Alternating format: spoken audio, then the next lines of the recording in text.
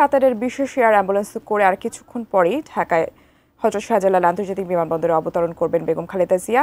বিমানবন্দরের সামনের গোল চত্বর থেকে সেখানকার চিত্র জানাতে সরাসরি যুক্ত হচ্ছেন সহকর্মী মনিরুল ইসলাম মিন্টু। মিন্টু, আপনি রয়েছেন বিমানবন্দরের সামনের গোল চত্বরে, আপনার কাছ থেকে আসলে বিমানবন্দরের বাইরের চিত্র জানতে চাই। নেতাকর্মীরা কি এর মধ্যে জড়ো হয়েছেন কিনা, বিএনপির প্রস্তুতি সম্পর্কে জানাবেন আমাদের।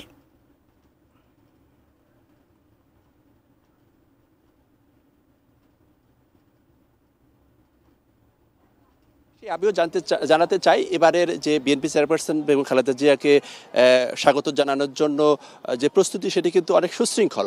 এখানে নেতাকর্মীদের কিন্তু বিমানবন্দরের ভিতরে যে এলাকা সেখানে কিন্তু প্রবেশ করতে দেওয়া হয়নি এবং আমরা যে জায়গাটাকে দাঁড়িয়ে সরাসরি কথা বলছি সেখানে মাত্র আসলে 2-3 জন কর্মীকেই কিন্তু আমাদের এই লাইভ দেওয়ার স্বার্থে তাদেরকে ভেতরে দেওয়ার সুযোগ দেওয়া হয়েছে, কারণ বিমানবন্দরে যারা যাত্রী রয়েছেন তাদের যাতে কোনো ধরনের অসুবিধা না হয়, যার কারণে কিন্তু এই বিমানবন্দর কর্তৃপক্ষের এই ধরনের প্রস্তুতি এবং বিএনপির পক্ষ থেকেও কিন্তু নেতাকর্মীদের সেভাবেই বলা হয়েছে। এবং বিএনপি নেতাকর্মীরা তারা কিন্তু বলা যায় বিমানবন্দর থেকে শুরু করে গুলশান 2 পর্যন্ত তারা এক একটি সংগঠন এক একটি জায়গায় থাকবেন এমনটি বলা হয়েছে। এবং আপনি দেখতে পাচ্ছেন যে আমার পাশে কয়েকজন দাঁড়িয়ে রয়েছে, আসলে তারা অনেক দূর দূরান্ত থেকে এসেছেন প্রিয় নেত্রীকে স্বাগত জানানোর জন্য। আমরা একটু তাদের সাথে কথা বলতে চাই।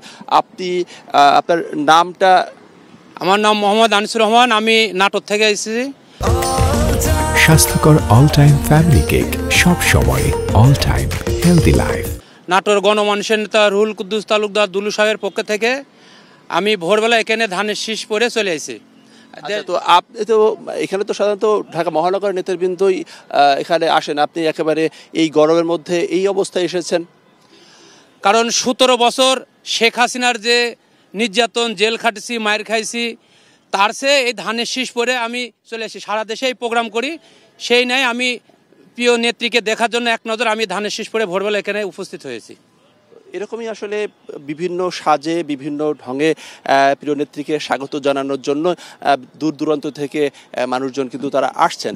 এবং এখানে আপনাকে একটু জানিয়ে রাখি যে এই যাতে নেতাকর্মীরা সুশৃঙ্খলভাবে যাতে প্রিয় নেত্রীকে স্বাগত জানাতে পারেন সেই জন্য কিন্তু বিএনপি পক্ষ থেকে বেশ কিছু নির্দেশনা রয়েছে। সেক্ষেত্রে বলা হয়েছে নেতাকর্মীরা তারা রাস্তার দুপারে থাকবেন এবং সেক্ষেত্রে জাতীয় পতাকা এবং দলীয় পতাকা নিয়ে কেউ যাতে মোটরসাইকেলে বহর নিয়ে কিংবা গাড়ি ভরার সাথে পায়ে হেঁটে বিশৃঙ্খলা সৃষ্টি না করে, সেক্ষেত্রে নেতাকর্মীদের সেই ধরনের নির্দেশনা দেওয়া হয়েছে, যেহেতু আজকে এসএসসি পরীক্ষা রয়েছে।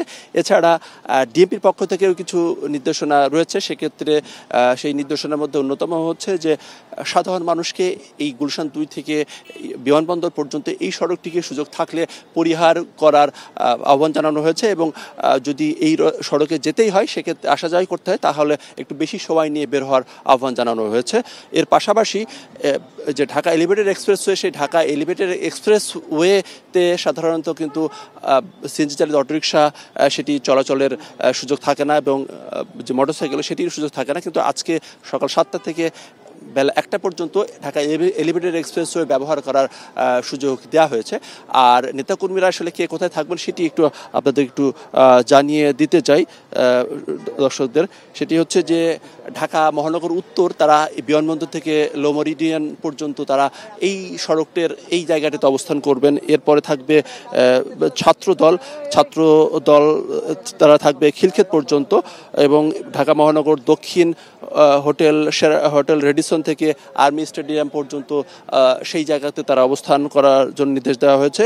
এবং মহানগর দক্ষিণ বিএনপি হোটেল এবং স্বেচ্ছাসেবক দল আর্মি স্টেডিয়াম থেকে বনানী কবরস্থান পর্যন্ত, কৃষক দল বনানী কবরস্থান থেকে কাকলি মোড় পর্যন্ত, এছাড়া ওলামা দল, তাঁতি দল, জাসাস, মৎস্যজীবী দল তারা বনানী থেকে কাকলি কাঁচা বাজার পর্যন্ত তাদেরকে অবস্থান করতে বলা হয়েছে। এছাড়া মুক্তিযোদ্ধা দল এবং সকল পেশাজীবী সংগঠন বনানী কাঁচা বাজার থেকে গুলশান 2 পর্যন্ত তাদেরকে অবস্থান করতে বলা হয়েছে এবং মহিলা দল গুলশান 2 গোলচত্বর থেকে গুলশান এভিনিউ এবং জাতীয় বিএনপি জাতীয় নির্বাহী কমিটির সদস্য তাদের গুলশান 2 থেকে গুলশান এভিনিউ রোড পর্যন্ত এবং এবং সারা দেশ থেকে আসা নেতাকর্মীরা তারা তাদের সুবিধা মতো অবস্থায় থাকার জন্য আহ্বান জানানো হয়েছে এবং সেক্ষেত্রে দলীয় পতাকা, জাতীয় পতাকা এবং দলীয় পতাকা নিয়ে তাদের সুশৃঙ্খলভাবে থাকার আহ্বান জানানো হয়েছে। এবং আপনি জানেন যে 10:30টার দিকে বিএনপি চেয়ারপারসনের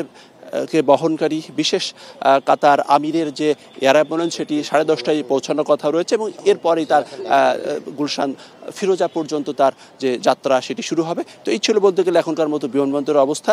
বিমানবন্দরের নিজস্ব নিরাপত্তা ব্যবস্থা জোরদার করা হয়েছে, পাশাপাশি যাতে কোনো ধরনের বিশৃঙ্খলা না হয় সেজন্য নেতাকর্মীদের একটি নির্দিষ্ট জায়গা পর্যন্ত তাদেরকে আসতে দেওয়া হচ্ছে।